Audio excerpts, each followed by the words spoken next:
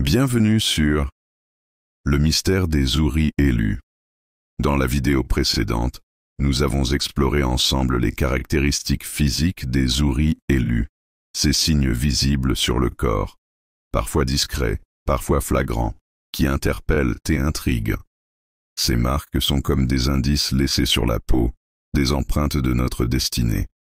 Mais aujourd'hui, on va plonger beaucoup plus profondément. Parce que ce qui fait réellement un houri élu, ce n'est pas seulement ce que l'on voit à l'extérieur. Ce qui est fondamental, ce sont les caractéristiques intérieures, celles que peu de gens perçoivent, mais qui gouvernent toute la vie du houri. Ce sont ces signes invisibles qui définissent leur sensibilité, leur manière de penser, de ressentir, leur lien avec l'invisible, avec la lumière, avec Allah. Les caractéristiques intérieures, ce sont des traits d'âme, des dons d'énergie, des blessures aussi parfois. Ce sont les clés de compréhension de notre mission. Et sans ces clés-là, les houris peuvent se sentir perdus, isolés, voire brisés, parce qu'ils ne comprennent pas pourquoi ils sont si différents, pourquoi ils ressentent autant, pourquoi leur chemin est si intense. Alors aujourd'hui, je veux te guider dans cette exploration profonde. Cette vidéo est là pour t'aider à mettre des mots sur ce que tu ressens, à te reconnaître enfin, et surtout, à reprendre ton pouvoir intérieur. Si tu t'es toujours senti à part, incompris, connecté à quelque chose de plus grand, sans jamais vraiment comprendre quoi, alors cette vidéo est pour toi. L'une des premières caractéristiques intérieures les plus marquantes chez le houri élu, c'est sa relation profonde à la solitude. Le houri n'est pas simplement quelqu'un qui aime être seul de temps en temps. Il a besoin de solitude comme on a besoin d'air pour respirer. C'est dans le calme, dans l'absence de bruit, dans l'éloignement du monde qu'il se sent entier, aligné, connecté à lui-même et à Allah. Il peut aimer certaines personnes, être sociable parfois, mais trop de monde, trop de bruit, trop d'énergies extérieures, ça l'épuise très vite. Il ressent tout, il absorbe tout, alors la foule devient un tourbillon de vibrations trop lourdes à gérer. Il a besoin de se retirer, de s'isoler, non pas par tristesse ou rejet, mais par nécessité spirituelle. Dans la solitude, le houri retrouve sa lumière intérieure. Il capte les messages de l'invisible. Il comprend mieux ses intuitions, ses ressentis. C'est souvent quand il est seul qu'il reçoit des signes, des rêves, des réponses. C'est dans le silence qu'il se reconnecte à sa mission, à sa vibration divine et à la présence d'Allah. Beaucoup de houris élus souffrent de ne pas comprendre pourquoi ils préfèrent être seuls. On les traite parfois d'asociaux, de bizarres, alors qu'en réalité, ils sont juste faits pour vivre à un autre rythme, dans un autre espace, celui du monde subtil. Alors si tu es comme ça, si tu ressens un bien-être profond quand tu es seul, ce n'est pas un défaut, c'est un don de protection, c'est un appel intérieur. C'est dans cette solitude sacrée que tu vas te retrouver, te purifier et te renforcer. Une autre caractéristique intérieure très forte chez le houri élu, c'est l'hypersensibilité. Être hypersensible, ce n'est pas juste être quelqu'un qui pleure facilement ou qui ressent les choses plus fort que les autres. Pour un houri, c'est beaucoup plus profond que ça. C'est une capacité spirituelle puissante, mais qui peut aussi être très difficile à vivre si elle n'est pas comprise. Le houri sent les énergies, les intentions cachées, les non-dits. Il peut entrer dans une pièce et immédiatement ressentir si l'atmosphère est lourde, si quelqu'un ment ou si une énergie négative est présente. Il peut même parfois ressentir la tristesse, la colère ou les douleurs physiques des autres dans son propre corps. Ce n'est pas de la paranoïa. C'est une capacité sensorielle avancée, un radar invisible qui le connecte à l'invisible. Mais cette hypersensibilité peut être épuisante. Parce que le houri capte tout le temps. Il peut être bouleversé par une injustice, par un regard blessant, par une phrase dite sans méchanceté, mais qu'il ressent profondément. Il peut aussi pleurer devant un arbre, une chanson, ou en lisant un verset du Coran, parce que son cœur est à vif, connecté à des fréquences plus élevées. C'est pour cela que beaucoup de Zuhri ont été incompris toute leur vie. On leur a dit qu'ils étaient trop sensibles, qu'ils exagéraient, qu'ils étaient fragiles. Mais en vérité, c'est leur âme qui est vaste, leur cœur qui est pur, et leur énergie qui est fine. Cette hypersensibilité, c'est une arme divine. Elle te permet de ressentir le danger, de comprendre les gens sans qu'ils parlent, de communiquer avec les mondes invisibles, et surtout de ressentir la présence d'Allah dans les moindres choses. Mais pour qu'elle devienne une force, il faut l'accepter, l'aimer et apprendre à la maîtriser. Une autre caractéristique intérieure très marquée chez les Zuhris élus, c'est l'empathie profonde. L'empathie, ce n'est pas seulement comprendre les émotions des autres. Chez le Zuhri élu, c'est ressentir les émotions de l'autre comme si c'était les siennes. Quand quelqu'un souffre, même en silence, il le sent dans son propre cœur, comme un frisson ou un poids invisible. C'est presque une souffrance physique. Il peut être bouleversé par les larmes d'un inconnu, ou ressentir un profond malaise face à la détresse d'un animal, d'un enfant, ou même d'une personne mauvaise qui souffre en secret. Ce don d'empathie est puissant, car il permet aux Zuhri de comprendre les autres sans mots, d'aider sans qu'on lui demande, d'aimer profondément même ceux qui ne le méritent pas. Il a souvent un cœur immense, capable de tout pardonner, de tout supporter, même les trahisons. Mais c'est aussi ce qui le rend vulnérable. Car cette empathie attire souvent les gens brisés, les manipulateurs, les âmes en souffrance. Beaucoup de Zuhri ont été blessés par ceux qu'ils ont essayé de sauver. Ils se sont souvent oubliés pour soigner les autres. C'est pourquoi il est vital, pour un Zuhri, d'apprendre à mettre des limites, à ne pas se sacrifier jusqu'à l'épuisement. Mais ce don d'empathie, quand il est équilibré, devient une force incroyable. Il permet aux Zuhri d'être un guérisseur naturel, un consolateur, un pont entre les cœurs. Il peut calmer une âme rien qu'avec sa présence, transmettre l'amour d'Allah par son regard, son écoute, sa bienveillance. Et ça, c'est une mission à part entière. Un autre signe intérieur très fort chez les Zuhri élus, c'est leur amour profond pour la nature. Le Zuhri élu ne se sent jamais aussi bien que lorsqu'il est entouré d'arbres, de rivières, de montagnes ou simplement du ciel étoilé. Il y a en lui une connexion instinctive avec les éléments naturels, comme si son âme reconnaissait dans la nature une partie d'elle-même. Il ressent que là, dans cet équilibre parfait, dans ce silence rempli de vie, il peut retrouver son énergie, se purifier et surtout entendre les messages divins plus clairement. Les Zuhri élus sont souvent attirés par des lieux calmes, les forêts, les lacs, les plages désertes. C'est là qu'ils rechargent leur énergie, qu'ils méditent, qu'ils sentent une paix profonde que la société ne leur offre jamais. Ils peuvent passer des heures à contempler un arbre, à écouter le vent ou à observer les étoiles. Ce n'est pas une simple admiration, c'est une communication subtile, une sorte de langage silencieux entre leur âme et la création d'Allah. Pourquoi? Parce que la nature ne triche pas. Elle est authentique, pure, créée directement par le divin. Et le Zuhri élu, qui a une âme pure et connectée, se sent chez lui au milieu de cette pureté. Il peut même ressentir l'énergie des lieux, entendre intuitivement les messages que certains endroits portent. Et c'est dans cette nature que beaucoup de Zuhri retrouvent leur équilibre, qu'ils commencent à comprendre leur mission, à se reconnecter à leur essence divine. C'est souvent là que commencent les grandes révélations spirituelles.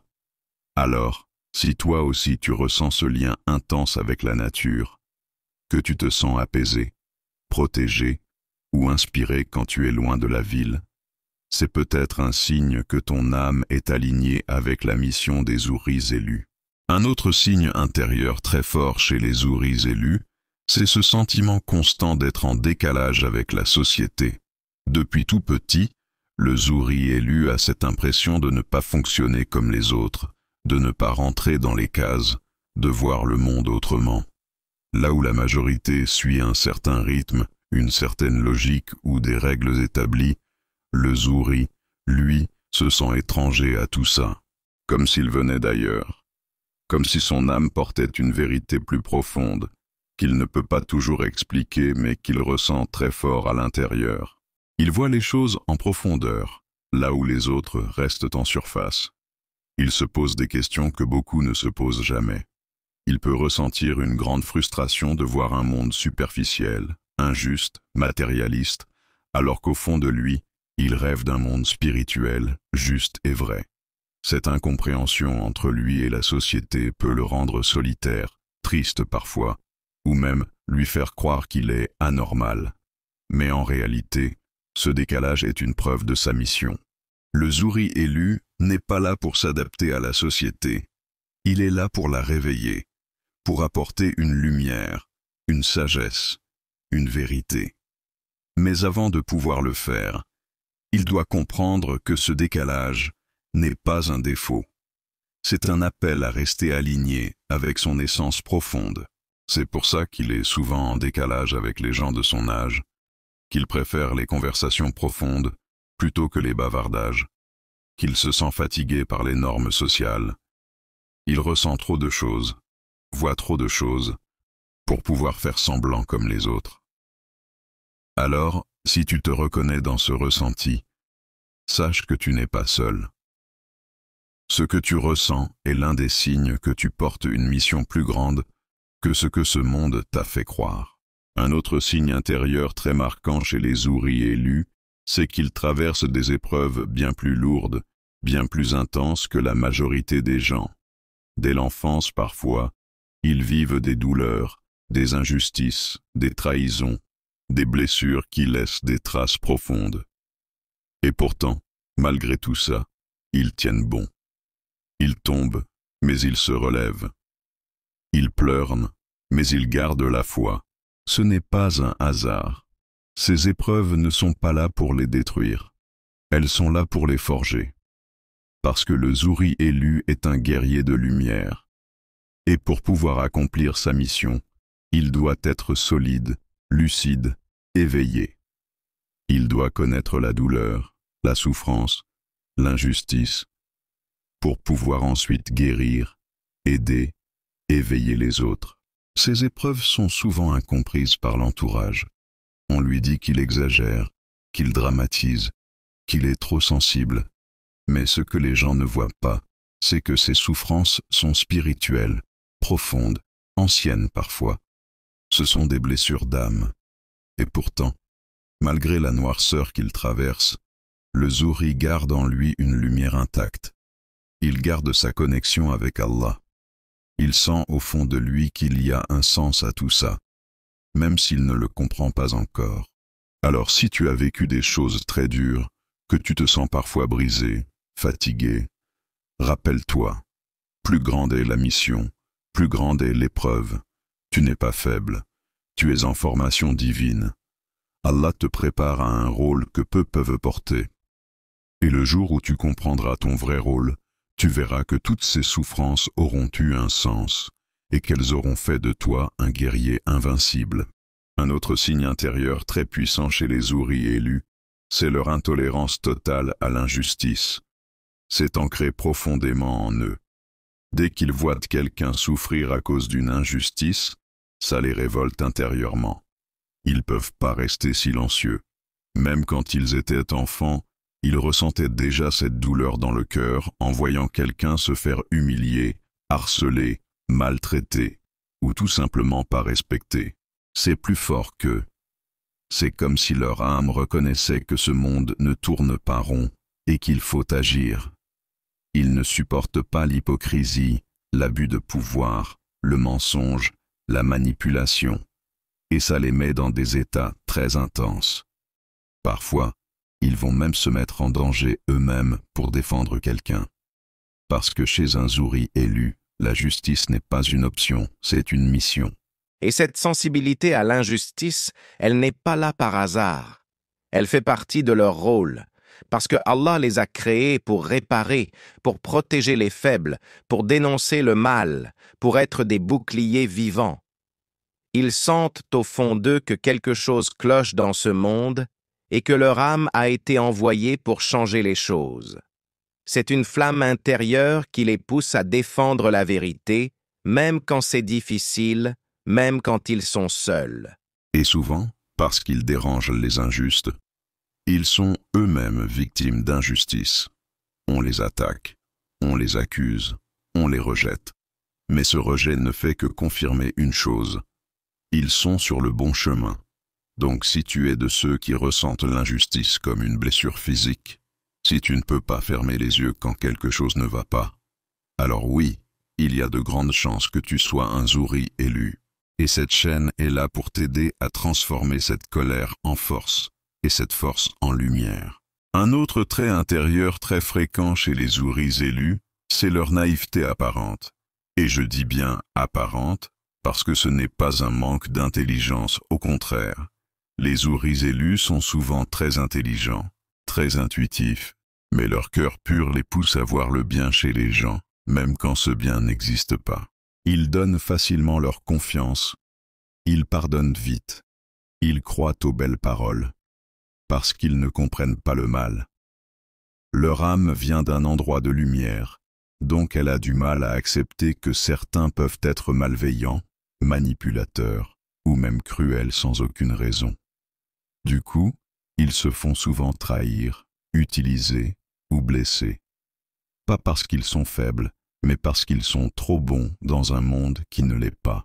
Et cette naïveté, elle fait partie du parcours. C'est une étape qui permet aux Zouris de comprendre la nature humaine, de faire le tri entre les vrais et les faux, entre ceux qui méritent sa lumière et ceux qui veulent juste en profiter. Avec le temps, le Zouri apprend à garder son cœur pur, mais à ouvrir aussi les yeux. Il devient plus vigilant, sans devenir méfiant. Il apprend à discerner, à ressentir, à écouter son intuition. Un autre trait intérieur fondamental chez le Zouri élu, c'est la pureté de son cœur. Ce sont des âmes qui ne connaissent pas la jalousie, qui ne cherchent pas à nuire et qui ne supportent pas l'idée de faire du mal volontairement. Le Zouri élu a un cœur sincère, plein d'amour, de compassion, même envers ceux qui lui font du tort. Il pardonne vite. Il ne garde pas rancune, pas parce qu'il est naïf ou faible, mais parce qu'il ne veut pas salir son cœur. Il sait que sa lumière intérieure est précieuse et que la haine ou la rancune sont des poisons. Alors il laisse couler, il remet à Allah et avance. Et souvent, même s'il souffre, il prie pour ses ennemis ou il demande à Allah de les guider plutôt que de leur souhaiter du mal. Mais ce cœur pur, cette lumière intérieure, elle attire la jalousie. Beaucoup de gens, sans même comprendre pourquoi, se sentent menacés par l'énergie du Zouri élu. Ils sentent qu'il est différent, qu'il a quelque chose de rare, de profond. Et cette lumière met en évidence leur propre obscurité. Alors ils attaquent, critiquent, cherchent à rabaisser, à éteindre cette flamme qu'ils ne peuvent pas comprendre. Mais ce qu'ils ne savent pas, c'est qu'un cœur pur, ça ne s'éteint pas. Ça grandit, ça brille encore plus fort. Chaque trahison, chaque coup porté contre lui, renforce encore plus sa connexion avec Allah. Et au final, ce sont les jaloux qui s'épuisent, pendant que le Zouri élu, lui, continue d'avancer avec son cœur lumineux, intact et protégé par le Tout-Puissant. Depuis son plus jeune âge, le Zouri élu ressent une attirance irrésistible pour la spiritualité et pour tout ce qui touche au monde invisible. Ce n'est pas simplement une curiosité passagère, mais un besoin profond de comprendre ce qui se cache derrière le voile de cette réalité matérielle. Il a toujours senti qu'il y avait quelque chose de plus grand que ce qu'il voyait avec ses yeux physiques, quelque chose de plus profond qui le reliait à l'univers et à Allah. Dès son enfance, il se sentait souvent attiré par des choses spirituelles. Il aimait méditer, prier, chercher des réponses dans des livres religieux ou philosophiques.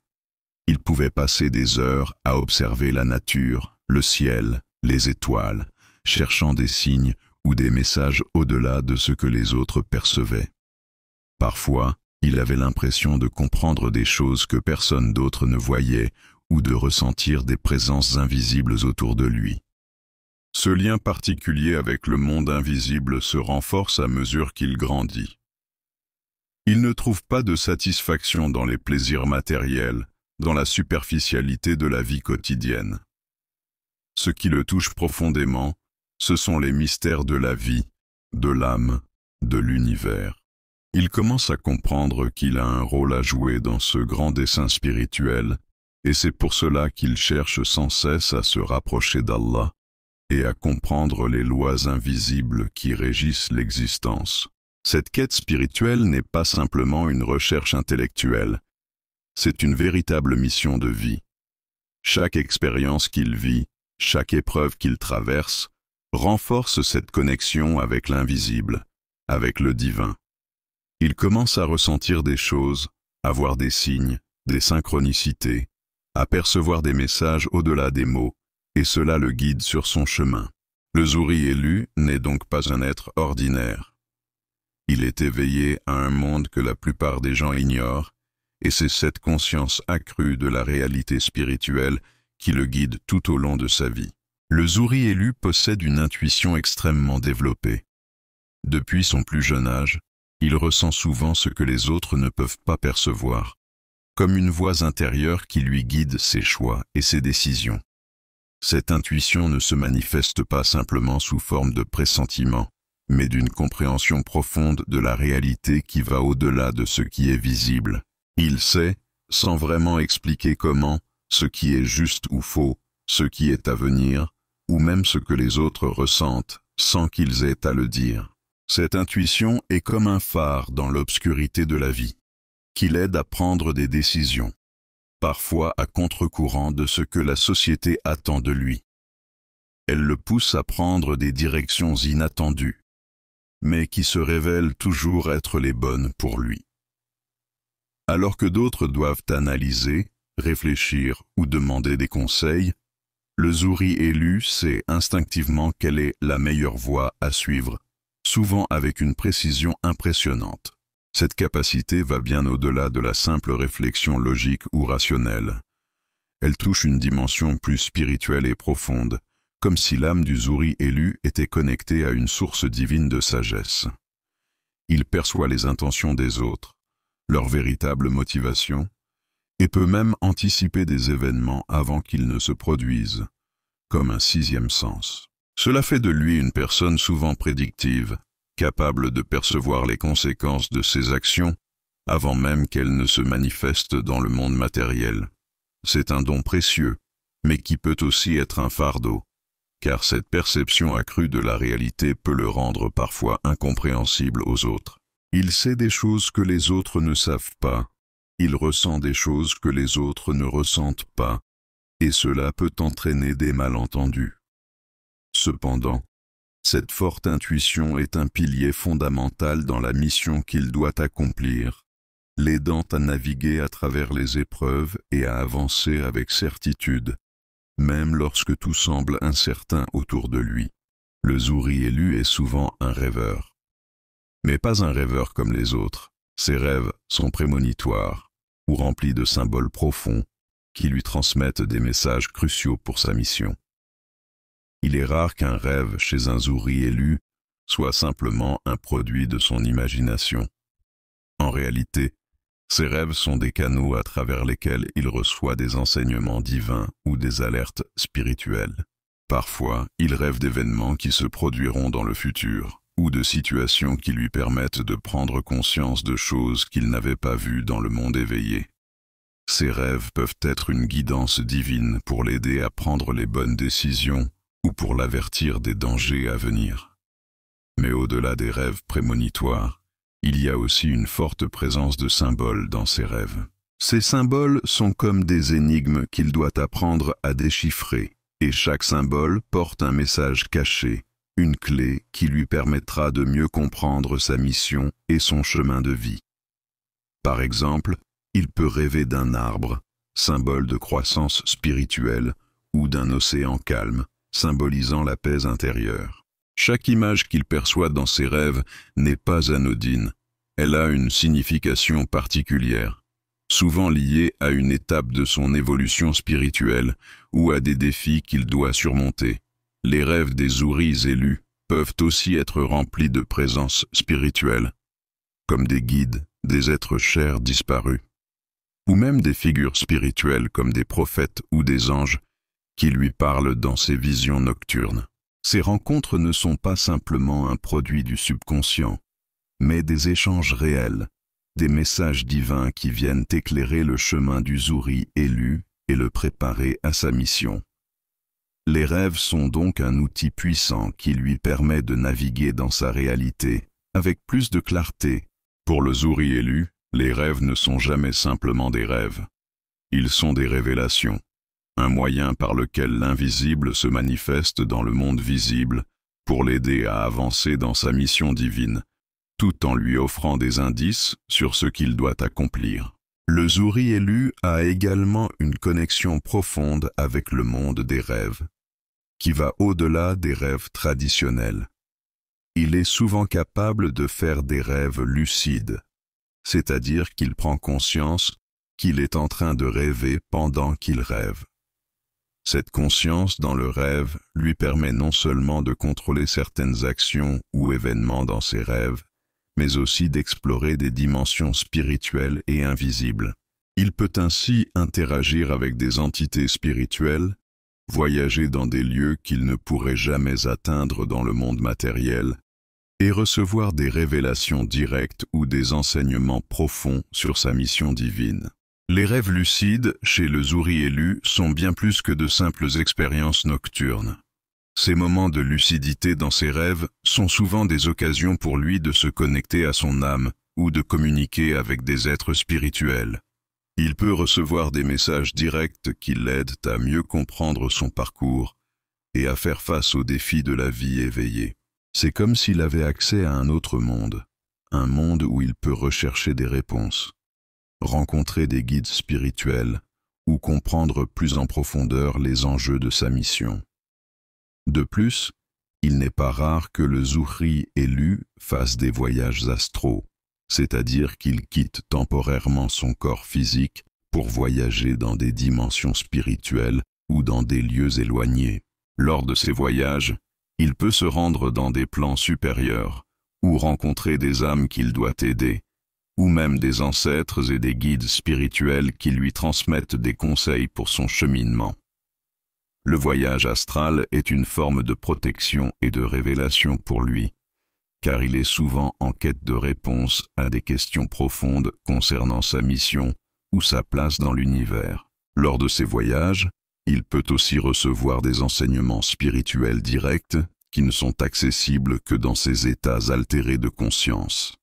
Les rêves lucides et les voyages astraux sont donc des outils puissants dans le parcours spirituel du Zuri élu, lui permettant de comprendre son rôle dans l'univers, d'affiner ses dons et de se préparer à accomplir sa mission avec plus de clarté et de détermination.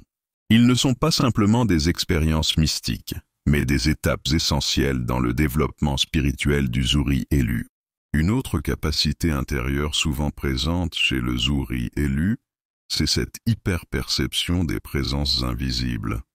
Beaucoup de Zuri ressentent très tôt dans leur vie qu'ils sont sensibles à l'énergie des lieux, des objets ou des personnes. Ils peuvent entrer dans un endroit et tout de suite sentir une présence invisible, une vibration étrange ou une lourdeur qui les alerte. Cette perception n'est pas le fruit de leur imagination. C'est une capacité spirituelle réelle, un sixième sens affiné qui leur permet de ressentir ce que la plupart des gens ne perçoivent pas. Chez certains Zuri plus avancés, ou qui ont déjà éveillé leurs dons, cette perception peut aller encore plus loin. Dans des cas rares, ils peuvent voir les entités, qu'elles soient de lumière ou plus sombres.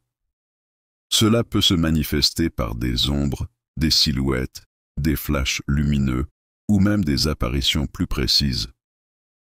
Ces visions peuvent survenir dans des moments de grande réceptivité, en rêve, en méditation, ou même à l'état d'éveil, lorsque l'environnement est propice.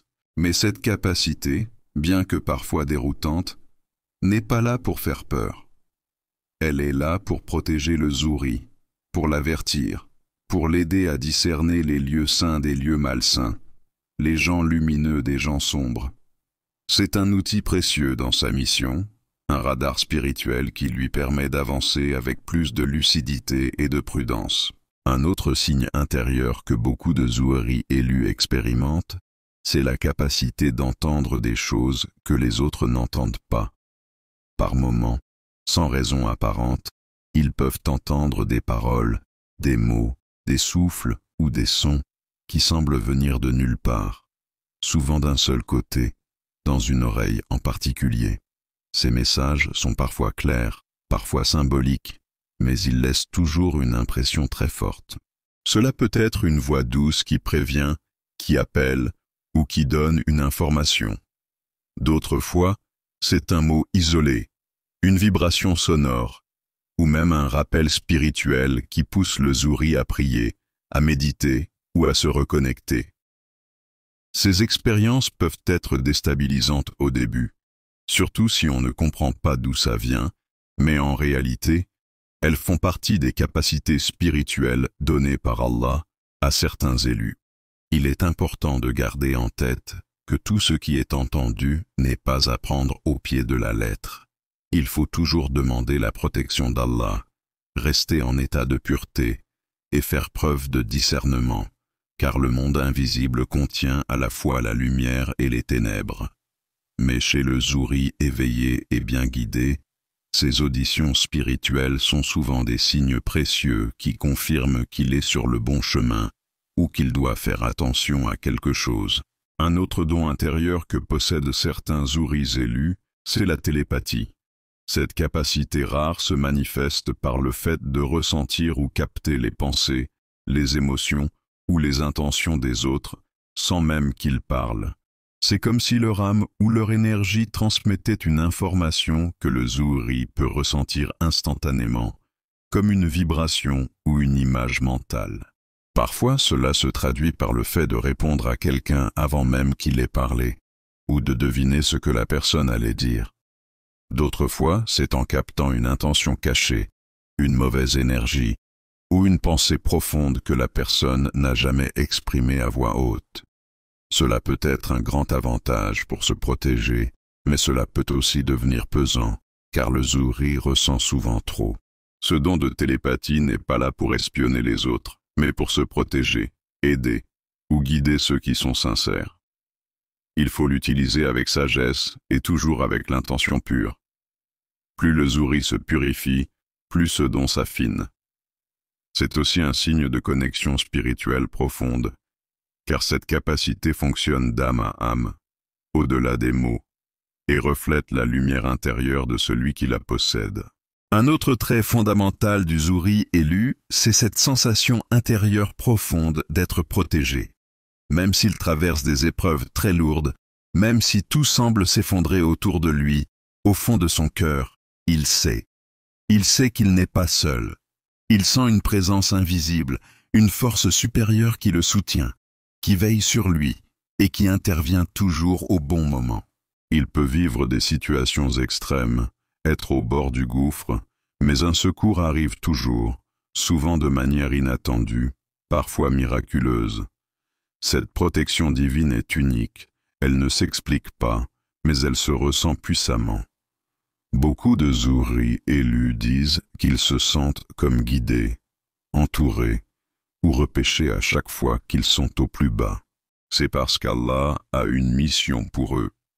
Leur vie est précieuse dans le plan divin, alors rien ne peut les détruire tant qu'ils n'ont pas accompli ce pourquoi ils ont été envoyés. Cette protection est un signe d'élection et une source de force immense pour continuer à avancer malgré toutes les douleurs. Un autre signe souvent observé chez les Zuri élus, c'est leur forte immunité naturelle. Ce sont des personnes qui tombent rarement malades, et même lorsqu'ils attrapent quelque chose, leur corps a une capacité impressionnante à se rétablir rapidement. Leur système immunitaire semble naturellement renforcé, comme si une protection intérieure agissait en permanence sur leur organisme. Cela ne veut pas dire qu'ils ne traversent pas des périodes de fatigue ou des douleurs, surtout dues aux énergies négatives qu'ils peuvent absorber. Mais en général, ils ont une résilience physique étonnante, comme si leur corps était fait pour encaisser des choses que d'autres ne pourraient pas supporter. Cette vitalité spéciale fait partie des outils qu'Allah leur donne pour accomplir leur mission. Un corps solide, un esprit éveillé, une âme connectée.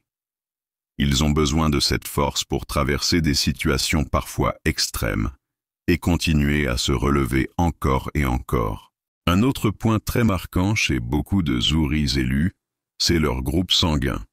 Une grande majorité d'entre eux ont le groupe sanguin O, souvent O négatif, mais pas exclusivement. Ce groupe sanguin est le plus ancien dans l'humanité, et il est connu pour avoir des caractéristiques particulières, grande résistance, immunité puissante, et surtout une connexion unique à la nature et à l'instinct. Le sang O est souvent considéré comme universel en don, mais ne peut recevoir que très peu en retour. Un peu comme le Zuhri élu qui donne beaucoup aux autres, en énergie, en aide, en lumière, mais qui reçoit rarement ce dont il a besoin, sauf directement d'Allah. Ce n'est pas un hasard si ce sang coule dans leurs veines. Il est porteur d'une mémoire ancienne, d'une force cachée et d'une fréquence spirituelle particulière. Ce détail vient encore confirmer à quel point les Zuhri élus sont des êtres à part, choisis pour une mission plus grande qu'eux et dotés des outils nécessaires pour la remplir. On vient d'énumérer ensemble les principales caractéristiques intérieures des Zuhris élus. Si tu t'es reconnu dans plusieurs de ces traits, sache que ce n'est pas un hasard. Ce n'est pas juste ta personnalité, c'est un appel intérieur, une marque divine. Tu es très probablement un Zuhri élu. Et si c'est le cas, tu n'es pas seul. À travers cette chaîne, je suis là pour t'aider à te connaître en profondeur, à comprendre pourquoi tu es ici, et surtout à te protéger dans ce monde qui ne comprend pas toujours ceux qui portent la lumière. Dans la prochaine vidéo, je vais t'expliquer d'où tu viens vraiment, les origines des Zuhris élus, tes racines spirituelles, mais aussi qui sont tes véritables ennemis, ceux qui œuvrent dans l'ombre pour tenter d'éteindre cette lumière en toi. Alors, abonne-toi, active la cloche pour ne rien rater, et si tu as des questions ou si tu veux partager ton expérience, écris-le en commentaire. Je lis tout, et je prendrai le temps de te répondre. On est ensemble, et ce n'est que le début.